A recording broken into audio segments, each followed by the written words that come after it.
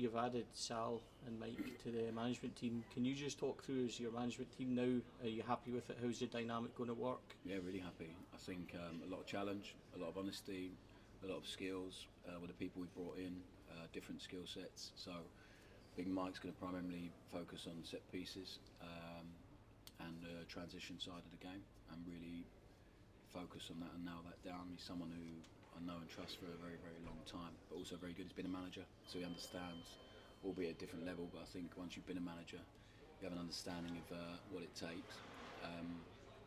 And we're aligned in a lot of things in terms of values, standards, but also think very differently. Mike's very different to most people I've met in football, so I think it was an important one for us. So I'm really glad the club have supported us with that.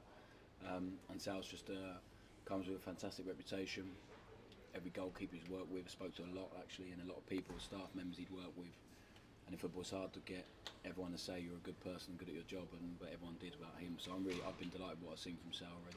In terms of the goalkeepers, I mean, Jack was obviously the number one last year and had a dip in form and lost his place in the team to Liam. I mean, how do you assess Jack and that battle for that number one? Yeah, I don't believe in a number one and two thing. I think you need to have two good goalkeepers, ideally three at a club like this. So I think it's the same as any position. We'll keep assessing what they can do, what they can't do. We have two good goalkeepers, we're fortunate with that. But if there's someone that is desperate to play here and we think can help us, it's the same at any position.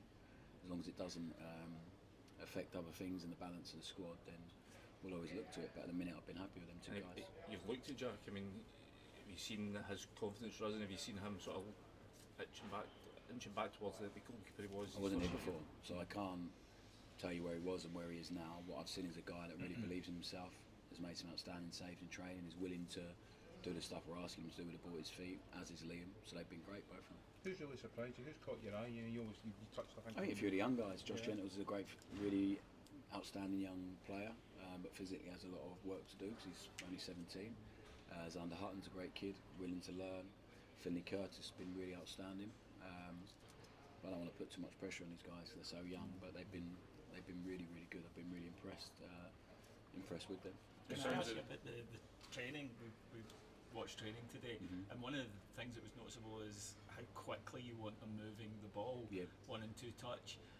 This Rangers team has been criticised in the past for maybe lapsing into sterile possession, side to side.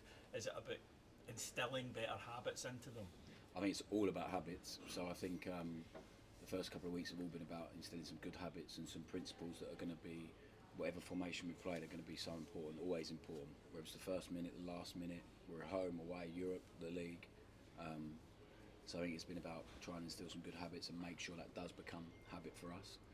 And I think when you need a plan with the ball and everything needs to have a why, and the lads are really understanding that purpose, and there'll be times for us to play really quickly and really aggressively, and there'll be times for us to be patient but never slow.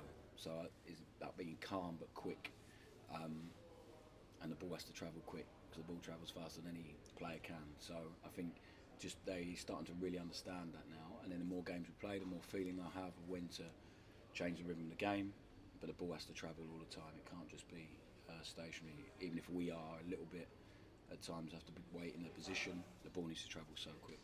How important is that, Russell, that players understand why? Because there'll be times when it's difficult. You referenced that even in the pre-season game. Is it fundamental that they understand the whys, not just the methods? And Always.